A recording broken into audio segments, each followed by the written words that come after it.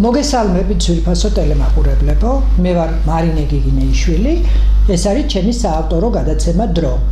დღეს მე მყავს სტუმარი, ძალიან ცნობილი, პოპულარული, საყვარელი და რა ვიცი, ყველასთვის გულთან მისული ადამიანი.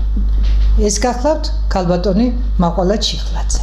დიდი მადლობა მობრძანებისთვის, სტუმრობისთვის და დარწმუნებული ვარ, რომ ჩვენ ძალიან გავახარებთ მაყურებელს ამ ურთიერთობით. დიდი მადლობა მოწვევისთვის, ძალიან სასიამოვნოა თქვენ სტუდიაში პირველად ვარ.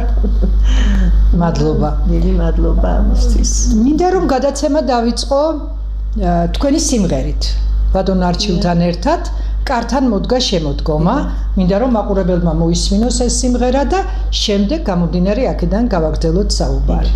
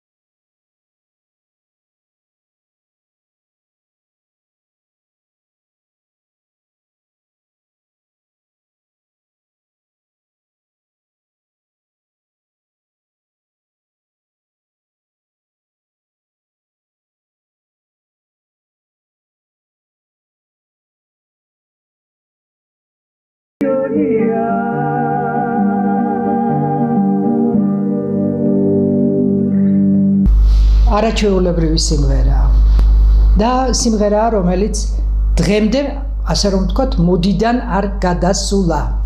და დღემდე ადამიანებს აძლევს მოტივაციას და მოსწონთ ძალიან. სუპოპულარულია. აი რას უკავშირებთ ამას?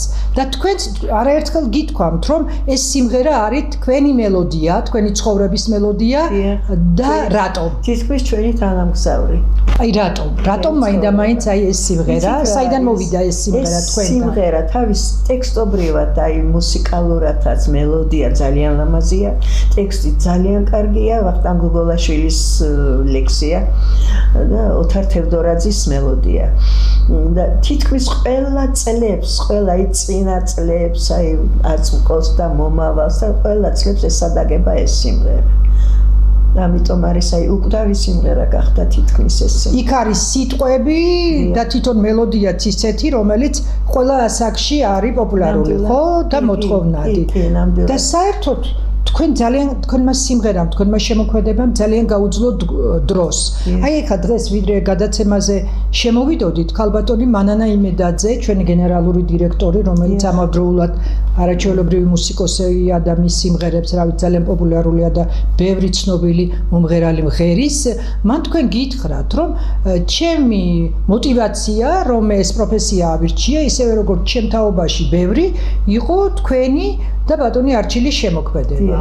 რომ თქვენ მე მომეცით სტიმული და მელოდიურობა, რაც არის ჩემში და ჩემ სიმღერაში, გარკვეულწილად ძალიან ეხნობა თქვენ შემოქმედებას.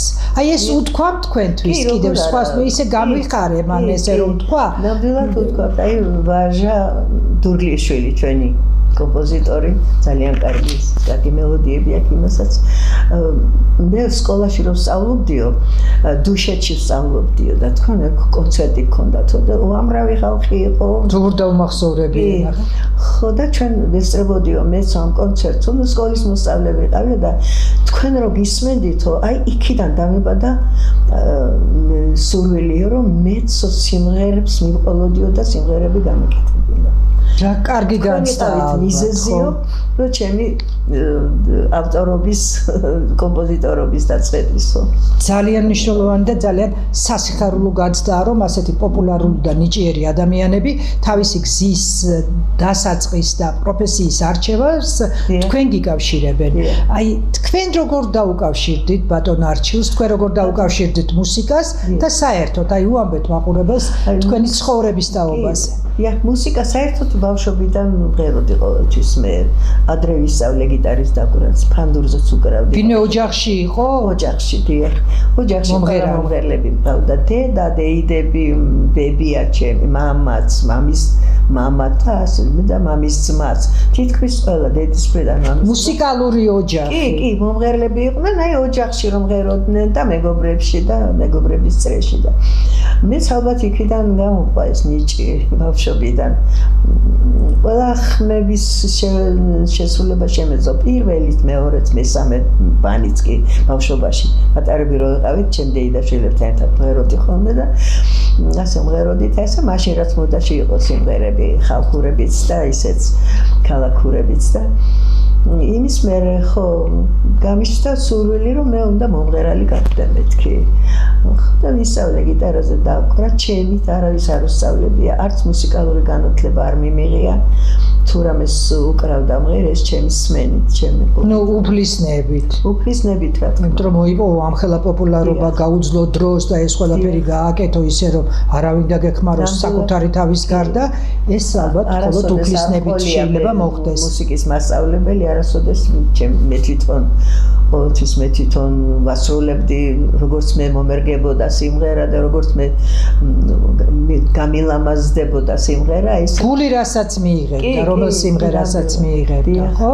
ოპერა მიყვარდა ძალიან ბავშვობაში და სულ უსმენდი ხოლმე ოპერას და ვფიქრობდი, ოპერის მომღერალი ხო არ გამოვიდე მეთქი და მე რატომღაც უფრო გადავერთე უკვე ესტრადაზე და ფილარმონიაშიც მივედი.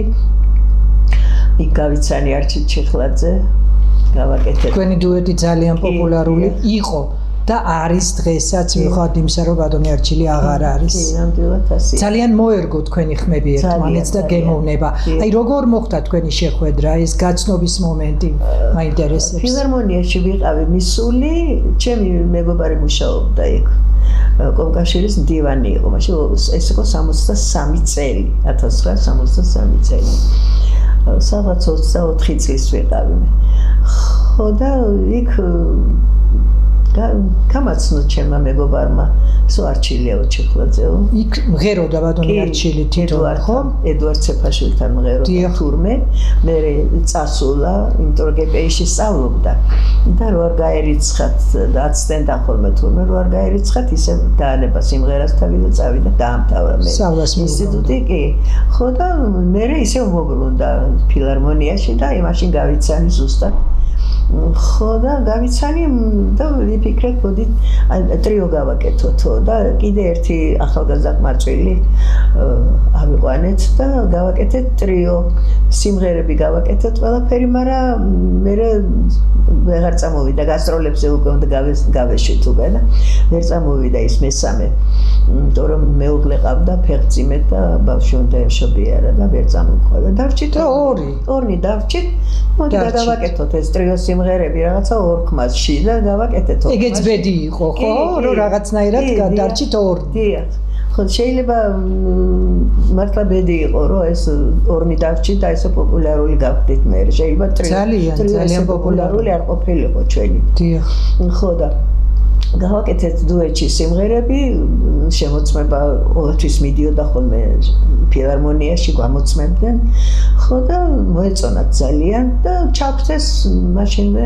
პროგრამაში და ჯგუფში ოლღა დოლიძესთან და ვიყავით გასტროლებზე წავედით ალბათ შემოვლილი გაქვთ ბევრი ქვეყანა მთელი რუსეთი მაშინ საბჭოთა კავშირის ქვეყნები და ყველგან ძალიან პოპულარული იყო ძალიან იმიტომ რომ ჩვენ ქართულ სიმღერებს რომ ვღეროდით თითო კუპლეტი ქონდა რუსულად ნუ სიმღერა მათვის უფრო მშობლიური გამტარიყო ხო? გასაგები ყოფილიყო, დიახ. ნუ საქართველოს ჩაქონდათ ყველა ქვეყანაში ხომ ასეა რა, საქართველოს ნაწილი, საქართველოს მელოდია და მისი პოპულარობა ზრდიდით ყველგან და საქართველოში ხომ იყავით და იყავით. რამდენი წელი იყავით ერთად? რამდენი წელი იარსება თქვენმა დუეტმა? 17 წელი ვიყავით ერთად. მე ოჯახური პირობების გამო გავშორდით. ესე იგი თქვენი ხმები უფრო შეეწყო ერთმანეთს და უფრო ჰარმონიულად ერთად რაღაცნაირად იყო და მელოდიური იყო ვიდრე ცხოვრება, ხო? რა თქმა უნდა, უფრო სიმღერა გვაკავშირებდა ერთმანეთთან. აი იყო ისე, როცა თქვენ აღარ ცხოვრობდით ერთად, მაგრამ ერთმანეთს ხვდებოდით სიმღერის დროს დუეტში როცა მღეროდით. ჩვენ როცა გავშორდით, მე მიმიწვია ედუარდ ცეფაშვილმა. კვარტეტი ქონდა ედუარდ ცეფაშვილს და მე მეხუთე ვიყავი, მე 4 ბიჭი და მეხუთე მე. ხო და გავაკეთეთ ერთი 8 წელი მუშაობდი ედუარდთან. ხო, მე უკვე წავედი ოფიცერთა სახლში, საქართველოს თავდაცვის სამინისტროს ოფიცერთა სახლში. ხო და იქ ისევ არჩელი მოვიწვიეთ და ისევ დუეტს მღეროდით მე 5 წელი მღეროდით ისევ დუეტს. თქვენ ძლებდით ერთმანეთის გარეშე, მაგრამ აი ეს მელოდია ვერ დგებოდა ერთმანეთის გარეშე. ისევ დავიწყეთ ერთად სიმღერა სხვათა შორის და ძალიან კარგად გვიღებდნენ მაშინაც რა თქმა უნდა ჯარებს ვემსახურებოდით საქართველოს ჯარებს ვემსახურებოდით ყველგან აი პოლიგონებზეც თვითონ ნაწილებშიც გადიოდით ხომ საქართველოში გასვლები ხო საქართველოში 5 წელი მე რაღაც გააუქმეს ეს ოფიცერთა სახლი რატომღაც და წამოვედით არჩილი თავის გზაზე, მე ჩემს გზაზე და ასე. აი ქავდონმაყვალა, მართლა მაინტერესებს და მინდა კითხოთ, რადგანაც რაღაცნაირად გულწრფელი საუბარი არის ჩვენ შორის. აი ამბობენ რომ წყვილებს შორის 1 წელი, 2 წელი, ნუ 3 წელი და მე პრაქტიკულად თუ ამ წლებს გაუძლო ეს ოჯახი და წყვილის ურთიერთობა არის მყარი. 17 წლის შემდეგ რატომ გადაწყვიტეთ მით უმეტეს ასე დაკავშირებულმა ადამიანებმა რომ ცალ-ცალკე გეცხოვრათ? რა იყო ამის მიზეზი? ეჭვიანობა. ბატონი არჩილი იყო ეჭვიანი თუ თქვენ იყავით ეჭვიანი? არა, ბატონი არჩილი იყო ეჭვიანი ძალიან და არა, მოდი ასე ვთქვათ, ეხლა საეჭვიან ლამაზი რო ყავს ესეთი ძალიან მეუღლე როგორიც თქვენ ხართ ახლაც კი არათუ წლების წინ და ასეთი ნიჭიერი შეიძლება კაც კონდეს ეს სიფრთხილის გრძნობა, მაგრამ როგორც ჩანს ამან გადააჭარბა სიფრთხილის გრძნობამ და ეჭვიანობამ რაღაცა ზღვარს, ხო? დიახ, ძალიან ეჭვიანი იყო, ყველაზე ეჭვიანობდა. აი მა რატო შემოგხედა ასე, რატო უსმენს ხვის ლაპარაკს, ანეკდოტებს ყვებოდნენ ხოლმე მანქანა ქვეყანაში. რატო იცინიო არ თქვა ხო, რატო იცინი იმათ დროს, ესე იგი ანეკდოტებს ყვებიან, შენ რატო იცინი იმათ ანეკდოტებს? აი მანქანით რომ ვიდიოდით ხოლმე გასტროლებს. ხო, როცა დადიოდით. როცა დავდიოთ, აი მაშინ რუსეთში და აქაც საერთოდ და ძალიან ეჭვიანი იყო. ამ დროს ის იყო თვითონ მექალთან. რას ამბობთ?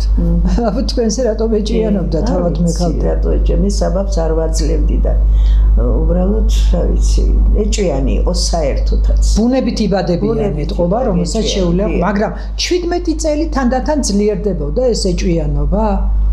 თუ სულ ასე იყო და რაღაცა მოთმინების ამოიწურა მოთმინების ზღვარს გადააჭრა.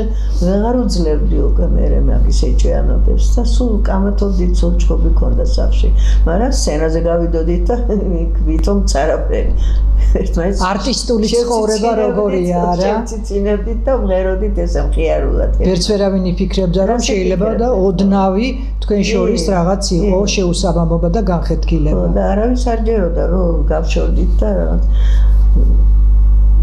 არ უნდათ რომ გავშორებულიყავით. თქვენ ხალხს ეკუთვნითო და არ შეიძლებაო თქვენ ერთად უნდა იყოთ ყოველთვის დირექციაში მეუბნებოდნენ უფრო მაგას და მაგრამ თქვენ არ დაუჯერეთ ხო მაშინ?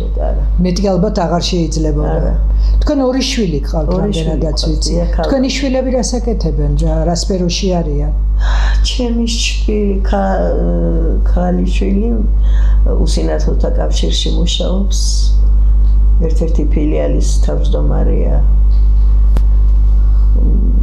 ძალიან ნიჭიერი ქალბატონია, რამდენადაც შემდის ცნობილია. ხედველია, დიახ.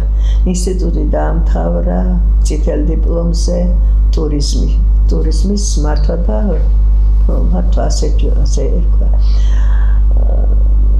და მაგრამ მუშაობს უსინათლოთა კავშირში. მაგრამ თვითონ იქ თავის უსინათლოებთან ექსკურსიებს ატარებს და გიდია თვითონ თავისი უსინათლოების. თავისი პროფესიით პრაქტიკულად მუშაობს თავისი პროფესიით. კი, დაყავს თავისი აი 4 რაიონი ეკუთვნის მაგას საბურთალო, თაწმინდას, ვაკე და კიდე რომელი უფრო სამი რაიონი ეკუთვნის. ხო და დაყავს ეს თავისი უსინათლოები ექსკურსიებზე ხოლმე და თვითონ უხსნის ყველაფერს ძალიან. სიმღერის მონაცემები თუ აქვს შვილებს? ძალიან კარგი სმენა აქვს, კი.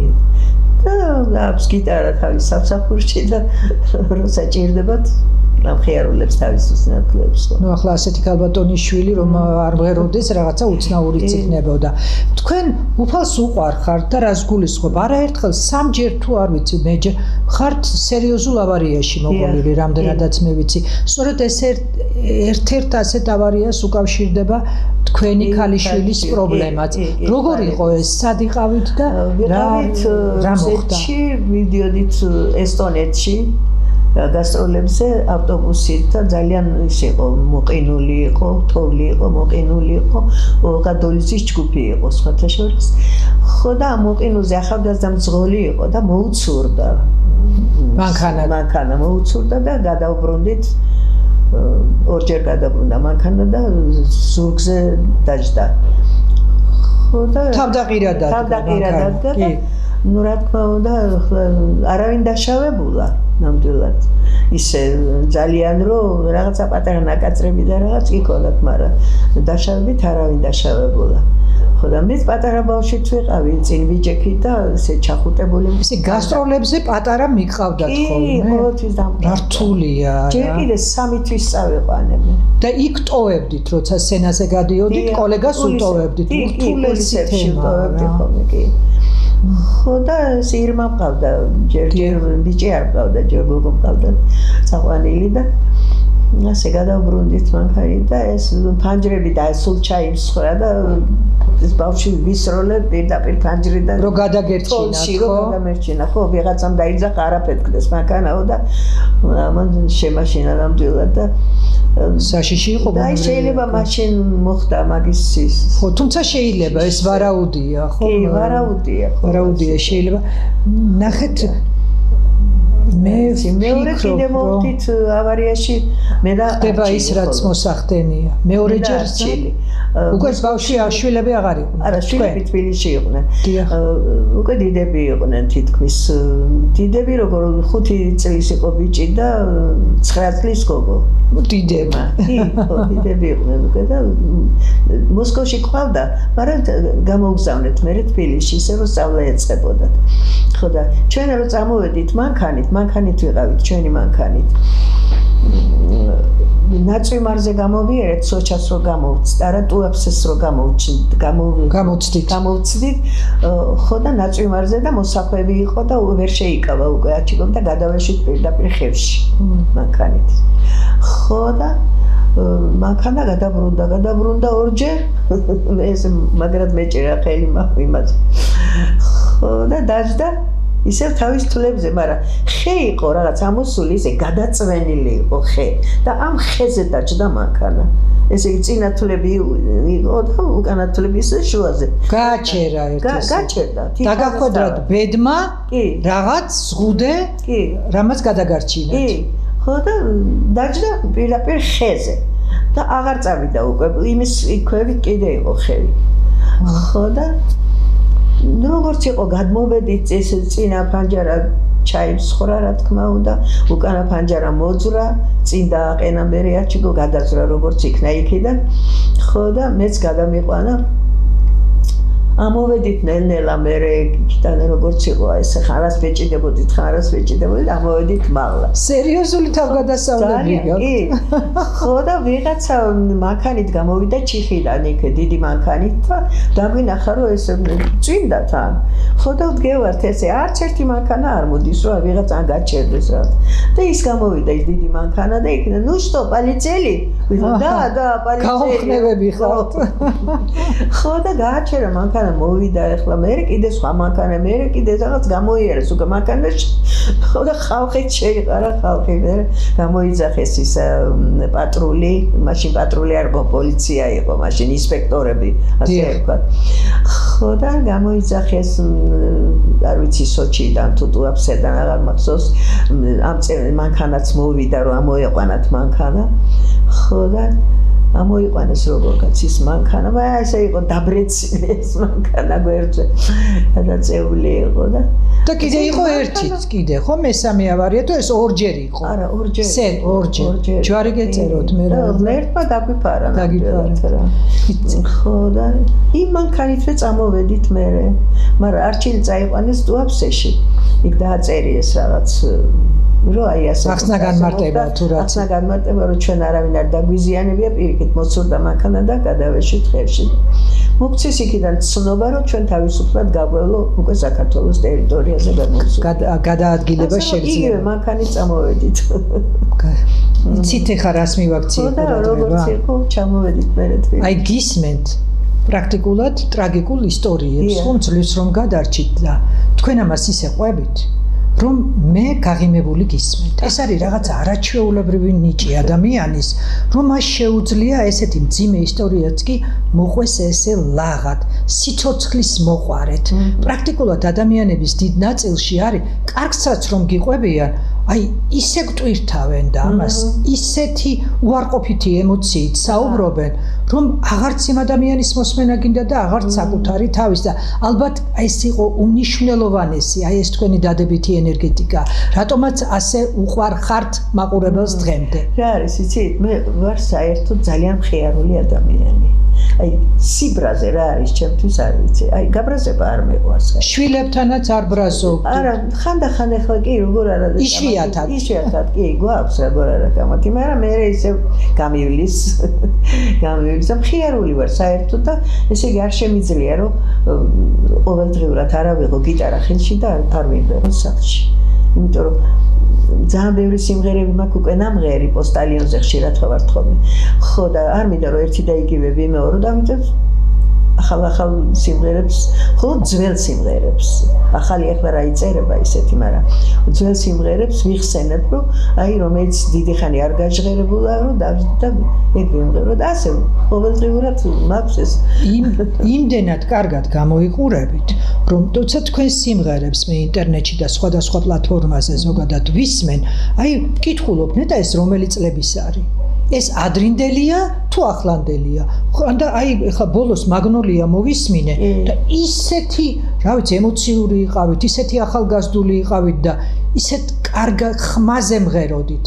აი ანუ ასაკს ხმაზეც კი არანაირი გავლენა არ მოუხდენია თქვენ და ამას რას უკავშირებთ? სწორედ თქვენ ხასიათს? აი ხას ოპტიმიზმს თქვენს ხასიათს, რომ და აი ხალხის სიყვარულს კიდე ჩემს მიმართ და მე კიდე ხალხის მიმართ სიყვარულს. ესე იგი ეს სიყვარული ტრიალებს, რომელიც თქვენ ძალას გაძლევს და ადამიანებს კიდე აძლევს რწმენას, რომ თუ თავის ჯერა ადამიანს და მას არ უნდა მაინდა-მაინც რომ ჩქარა მოისწრაფოს თავისი ახალგაზრდობა, უნდა იყოს ყოჩაღი, ხო ასეა? რა თქმა უნდა.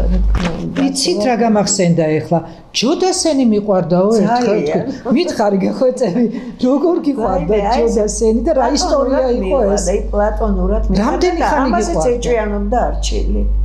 ხო რო უსმენდი ხოლმე იმის ხშირად რომ ისმენდი. ფირფიტები მქონდა მაგ ჯო დასენს ორი დიდი ფირფიტა ის.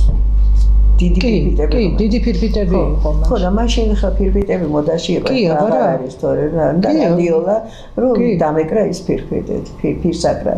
და რო უკრავდი ხოლმე მითიშავდა. ძალიან გამეცინა. მართლა? მართლა. იცოდა რომ ძალიან მეყვარდა და ძალიან დიდ სიყვარულს ხო არ მოყვება ხოლმე ასეთი დამოკიდებულება. ეხლა როგორ შეიძლება ადამიანის ხმაზე იეჭვიან? აი როგორ შეგიყვარდა, რა გიყვარდა ჯო დასენის? არ იცნობდი, მარტო გესმოდათ ხმა, ხო? და გარეგნობით თქვა სურათებს ნახულობდი და ტელევიზორში ცხან. რო უყურებდი, აი მიყვარდა, ნამდვილად მიყვარდა. მე მასთანაც მაგნა თქვა მე ნიკოლოზ ხაჩიძესთან მქონდა ეს ინტერვიუ და იმასთან ვთქვი, მართლა გიყვარდა თო, იმასაც გავუკვირდა, მართლა მიყვარდა. აი რომ გიყვარდეს ადამიანი, როგორც მასე ფიქრობდით ჩვეულებრივად, წვებოდით, გებოდით? კი, სულ ფიქრობდი იმაზე. რა უცნაური. მაგრამ გარდაიცვალა საუბედუროდ. კი, და რა ადრე. და მოვედი ერთხელ ვინ გაგაგებინათ ეს ამბავი? ძალიან უდარდები. შემოვედი არიცი გასული იყავისალო და ჩემი შვილი მეუნება ირმა. დედაო, სკამზე დაჯექიო რა და გამიგვირდა რატო დავჭდები. აჰა. შოდასენი გარდაიცვალა. თქვენ ეხლა ძალიან ემოციური ხართ და ცრემლები მოგადგათ. რას ამბობთ, გავდომაყვალა? საოცრებაა, სუცრემლები ადგას თვალებზე. მართლა ყვარებიათ. კი, ძალიან მიყვარდა. და რა არის ეს სიყვარული? ესე იგი, სიყვარულს არ აქვს საზღვრები, შეიძლება ადამიანი სხვაგან იყოს და გიყვარდეს. კბილად მღეროდა. ჯო დასენი, აი გულით მღეროდა. კბილად და არაჩვეულებრივი ყველასგან განსხვავებული ხმა. განსხვავებული ხმა ქონდა. მელოდიური. არ ვიცი, რატომ მიყვარდა, მეც არ ვიცი, ძალიან მიყვარდა. აი ტელევიზორში რო უყურებდი, სულ ესე მაჟრეალებდა ხოლმე, ისე მიყვარდა. აი მე რა საყვარელი ხართ, ღმერთო ჩემ. სხვა ყვარებიათ ვინმე? არა, ესე ძალიან არავინ არ ყვარებია. და აი ბატონი არჩილის შემდეგ არ გიფიქრიათ, რომ კვლავ შეგექმნათ ოჯახი? არა, ბავშვები რომ ჯერ გასაზრდელები იყვნენ და ვერ დავტოვებდი ბავშვებს. გავთხოვილიყავი ხოლმე ქმართან ყოფილიყავი და შვილები ვისთვის დამეტოვებია. მამამისი ცალკე ცხოვრობდა, მე ცალკე და ამიტომ ვერ მივატოვე ბავშვი. ბოლო პერიოდში მაინც არჩილს თქვენ აქცევდით ყურადღებას და შვილები რამდენადაც ვიცით. ხათვით რა თქმა უნდა. შვილებიც აქცევდა ყურადღებას. ჩემს გარდა არავისთან შვილი არ ყოლია მაგას, მარტო თუმცა ყავდა რამდენიმე ცოლი, ხო? პირველი ცოლი ყავდა რუსი, გაშორდა იმას, შვილი არ ყოლია იმასთან. მე ნუ ჩვენ ცხოვრობდით ერთად, ჩვენ შევერთდით და ორი შვილი ყავდა და ჩემს მერე ორი ცოლი გამოიცვალა, იმათანაც შვილებია, უკვე ასაკში იყვნენ ისინიც უკვე და არ ეყოლებოდათ ნამდვილად შვილები. ძიმე დაავადება ქონდა რამდენიმე. ორივეს გაშორდა, მაგრამ მე უკვე იცვლი და მეგობრებს. მეგობარ ქალებს. მეგობარ ქალებს, კი. და ეს დაავადება, რაც მას ქონდა, ადრე გამომჟღავნდა. აი კი, იმდენად ეჭვიანი იყო, რომ ერთი ისა გამახსენდა. გამოსული ვიყავი სახლიდან და მაღაზიაში ვიყავი. ხო და ვიღაცას ურეკავდი, აღარ მახსოვს. ხო და დამინახა თურმე შორიდან მაგან. რეკვის პროცესში. როგორ? რომ რეკავდით მაშინ დაგინახა. აი, რომ რეკავდი, მაშინ დამინახა და ესე იგი იმახსოვრებდა რა ნომრებს ურეკავდი. ესე იგი ეს შორიდან როგორ შეიძლება გაერჩია? რანაირად ვარაურებდა ეს. აი ეს შემოგიჩნია. ხო და ნუ აღარ დავლაპარაკები ვარ, ეთყობა ან სახლში არ იყო ან რაღაცა ის ტელეფონი და გავთიშე და წამოვედი სახლში ისევ და მე მითხრა სად რეკავდიო? ალბათ ნათესავთან რეკავდი, მეთქი სადმა სად უნდა დავერეკო? ხო და ტელეფონსაც მითიშავდა ხოლმე სახლში. ძალიან საინტერესო მაგნიტოფონი მოაწყო ისე რომ ტელეფონთან ქონდა შეერთებული და რო დავრეკავდი ის იწერდა სად ვრეკავდი. რასა? ესეთი ეჭვიანი იყო და როგორ უნდა გამეძლო მაგას და მაგრამ 17 წელი მაინც გაძლევი კი 17 წელი მეტი ვეღარ მე თორა უცნაურია რა. აი ხა თავიდან რომ იწყებდეთ ცხოვრებას რა შეცვლიდით ბავშვობ მაყვალა? ეხლა ამჟამად არაფერს არ შევცვლიდი. თავიდან რომ იწყებდეთ ცხოვრებას? თავიდან რომ იწყებდე? რა შეცვლიდით? ისევ აირჩევდით არჩილს? არა. ხოლოდ დარჩებოდით როგორც პარტნიორების სიმღერაში, ხო? ხო, კი, შეიძლება ესე, შეიძლება მარტო გამეგზელებია ჩემი მოღვაწეობა, კარიერა თუ რა ქვია, ამას არ ვიცი. კარიერაც ქვია, მოღვაწეობაც ქვია და ხალხის სიყვარულიც ქვია და წარმატებაც ქვია. შეიძლება უფრო მეტისთვის მიმეღწია მე, იმიტომ რომ ეს ნერვიულობები რო არ ყოფილიყო, ხო? კი. აი, საინტერესოა სხვათა შორის ერთი რამ, პოლიგრაფიულზე სწავლობდი. სადღაც რა ჟურნალისტიკასთან ძალიან ახლო, რა თქმა უნდა, ეს სადღაც შეიძლება კოლეგებიც ყოფილიყავით რაღაც ნაწილში. რატომ ჩააბარეთ ამ სასწავლებელში? მდერად შორს არის ეს სიმღერასთან.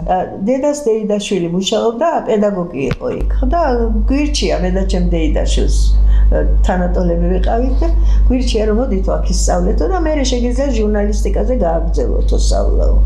ხო და მაშინ ხო იცით ძნელი იყო უმაღლესში მოწყობა, ფული უნდა ქონოდა და რაღაცა. ეხლა რო მით უმეტე ჟურნალისტიკაზე, საერთოდ საქართველოში იყო მხოლოდ ერთი ჟურნალისტიკის განყოფილება უნივერსიტეტში და იგებდნენ მხოლოდ 10 ადამიანს წელიწადში. ეს იყო ურთულესი თემა. კი, და ამიტომ დავამთავრეთ ის სასწავლებელი, მაგრამ იქ რა იყოს, იცით? იქ იყო ასოთა მწყობი მანქანა, ლინოტიპი. ლინოტიპი. ხელით წყობა იყო კიდე, რომ ჟურნალ-გაზეთები რო იშლებდა ხელით აწყობა. და მე უფრო ლინოტიპზე შევედი და მე რთული პროფესია, სხვათა შორის ხელით წყობაზე. მე ის დავამთავრე მე-6 თანრიგით, კარგად. ბოლო თანრიგი იყო ეგ. ყველაზე მაღალი თანრიგი იყო, მაგი მე-6 თანრიგით და მუშაობდი კომუნისტის რედაქციაში. გამომცემლობაში. კი ბატონო, დიდი პოლიგრაფიული ცენტრი იყო იქ. კი, ვიცი, იქ მუშაობდი. იქ როგორ მახსოვს ის ჯანსულ ჩარკვიანი მოდიოდა ხოლმე იქ აბეჭდიებდა ხოლმე თავის. კი, იქ ცენტრი იყო, ვინ არ მოდიოდა, მთელი საქართველო მოდიოდა იქ. იქაც მუშაობდი, ბეჭდების კომბინატი მარჯანიშვილზე რომ იყო. კი ბატონო. იქაც მუშაობდი. გაზეთები სადაც იბეჭდებოდა, ახლა ტირაჟიანი გაზეთი. დიახ, იქაც მუშაობდი ლინოტიპზე. ხო და მე ჩემი თელავიდან ჩამოვიდა სტამბის დირექტორი. დიახ, ხო და რომ გაიგო რომ მე იქაური ვიყა, იქაური მამა იყო იქიდან რა და მე არ დავიბადე და გავიზარდე, მაგრამ ბოტკოველიაო ხო. ხო და უთხრეს ისო კახელი გოგოა ერთიო. თქვენ ბოტკოველია თქვენი გვარი? კი, ბოტკოველი. კი, მაშინ ბოტკოველი ვიყავი. ბოტკოველი. ხო და ჩიხლაძე დაიტოვეთ. თქვენ დაშორდით, მაგრამ გვარი ჩიხლაძე დაიტოვეთ. ნუ ამით გავხდით ცნობილი და დაიტოვე. ხო და ისო თელავში ხო არ წამოხვიდოდით შემომთავაზა დირექტორმა იმ სტამბის და სიამოვნებით მეთქი, იმიტომ რომ კახეთი ძალიან მიყვარს მე და თუთეს თელავი ახლა ძალიან კარგი ქალაქია და ძალიან. ხო, ძალიან წავედი. დავწერე განცხადება აქ და წავედი იქ მუშაობდი თელავის სტამბაშიც მუშაობდი, მთელი ზაფხული ვიმუშავე იქ. ხო, რამოდენიმე თვე დიდხანს არ მიმუშავე, მერე მამა გარდაიცვალა 61 წელი იყო კი მამა გარდაიცვალა ჩამოვედი და გავეთავისუფლე იქიდან მე უკვე დავიწყე პროფტექნიკურ სასწავლებელში დირექტორის მდივნად მუშაობა ჩემი სპეციალობით აღარ მიმუშავია თქვენ ერთი პერიოდი ცეკვავდით კიდეც ცეკვავდი ეგ სწავლის პერიოდში როცა პოლიგრაფიულ სასწავლებელში სწავლობდი მაშინ იყო კამოს ქუჩაზე ეხლა უზნაძის ქუჩა კამოს ქუჩაზე იყო ის სასწავლებელი და კულტურის სახლიც იყო ჩვენი მანდ პროფტექნიკური განათლების კულტურის სახლი მანდ იყო ცეკვის წრეც ესტრადაც იყო თან მღეროდი იქ ესტრადაზე თან ცეკვავდი ყველგან სადეთ ბედი და ყველა გზა გაიარეთ და წელი ცეკვავდი ქართული ცეკვები ირაკლი ხმალაძე იყო ჩვენი ქორეოგრაფი ძალიან კარგი ადამიანი მე მოსკოვშიც ვიყავით ეს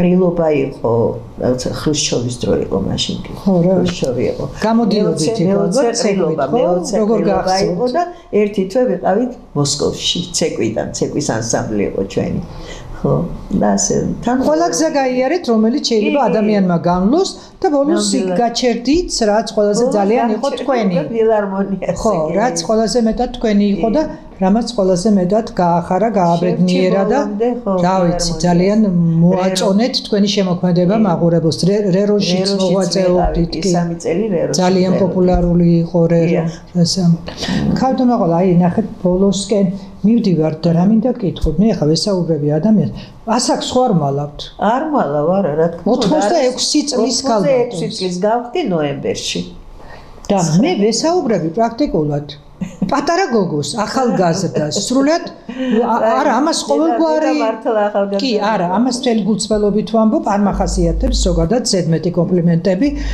გონებით რაც ყველაზე მნიშვნელოვანია აი ესეთი სხარტი გონებით არაჩვეულებრივი ხმით არაჩვეულებრივი გარეგნობით და აი აღარც ვიცი რა ვთქვა მითხარი როგორ ახერხებთ ამას და ეს იქნება ყველაზე მაგარი რასაც ჩვენ ახლა მაყურებელს გაუხელდა ვეტყვით ჩემი ხასიათით და ჩემი განწყობით ჩემი მხიარული განწყობით საერთოდ ანუ თქვენ არაფერს ისეთ არ მოიხმართ როგორც ქალბატონი თქვენ ამას უკავშირებთ თქვენს ხასიათს ხო დიახ ჩემს განწყობას ჩემს ხასიათს ნერვებს არ ვიშლი საერთოდ არაფერი არ იშლით ამას აკეთებთ შეგნებულად თუ არ გეშლებათ ეს არ მეშლება ნერვები და საერთოდ მეკითხებიან ხოლმე ნერვები გააქვს საერთოდო ესე იგი ასეთი უნდა დაიბადო თუ უნდა ისწავლო თავის მართვა ეს არის ძალიან მნიშვნელოვანი უნდა მართო თავი თუ უნდა დაიბადო თქვენ შემთხვევაში თქვენ დაიბადეთ ასეთი ხო თავიდანვე ასეთი ვიყავი კი ბავშვობიდანვე არაჩვეულებრივი ხართ და მეთანხმება ჩემი მაყურებელი და ბრანჭია ვიყავი კიდე ძალიან ახლაც ხართ ბრანჭია ოღონ ამ სიტყვის ძალიან კარგი და ძალიან ესეთი კეთილი გაგებით და ქალს უხდება ქალი უნდა იყოს ბრანჭია აბა რა უნდა იყოს ქალი ვიყავი პატარა ნუ სკოლის მოსწავლე რა თქმა უნდა საჭმელს რომ ჭამდი სარკე მედგა წი აი და სულ მეჩქობობდა გოგო ჭამის დროს მაინც გაწიე სარკე სუსარკეში რო იყურებია ჭამის დროს მაინც გაწიევს და ახლაც ესე ვარ სხვათა შორის ახლაც მიყვარს რა სარკესთან ტრიალი და სარკე მიდგას წინ და მღერი სარკე მიდგას ჭამ სარკე მიდგას და ასე არაჩვეულებრივია ფიქრობ რომ ძალიან კარგი გადაცემა გამოგვივიდა ამაზე მაგრამ რა ხარა ასეთი ვარ და პირიქით დაქცინოს კი არა მე ვურჩევდი რომ თქვენგან ისწავლოს ბევრმა და საერთოდ კიდევ ერთხელ დავწმუნდი რომ ხასიათი ბედია რომ თქვენ ბედში იმაში რომ თქვენ ეხლა ესეთი ძანდებით და კიდე ესე ახარებთ მაყურებელს და ყველა თაობაში ასეთი პოპულარული ხართ თქვენმა ხასიათმაც შეასრულა კი არა ძალიან მნიშვნელოვანი ნიშნა გარეგნობამ ენერგეტიკამ და თქვენმა ხასიათმა და ვისურვებდი და მაყურებელს ვუსურვებ სიყვარული ყველაფრის თავი და თავია საერთოდ ხო ხასიათი და სიყვარული ბედიც ყველაფერი ერთად ძალიან დიდი მადლობა სტუმრობისთვის არაჩვეულებრივი ქალბატონი იყო ჩვენი სტუმარი და რა ვიცი ვუსურვებ ჩემ თავს და ყველას ვისურვებთ რომ ხასიათი ბედი და პროფესია ერთმანეთთან მოვიდეს თანხვედრაში და ყველა ასაკში ვიყოთ ძალიან სასურველები და მიმზიდველები, როგორც დღევანდელი ჩემი სტუმარი. დიდი მადლობა. მადლობა კიდევ ერთხელ თქვენ. მადლობა მასპინძლობისთვის. მადლობა, დიდი მადლობა. გემშვიდობებით. ყოველ პარასკევს საღამოს 8 საათზე ერთმანეთს ხვდებით. ნახვამდის.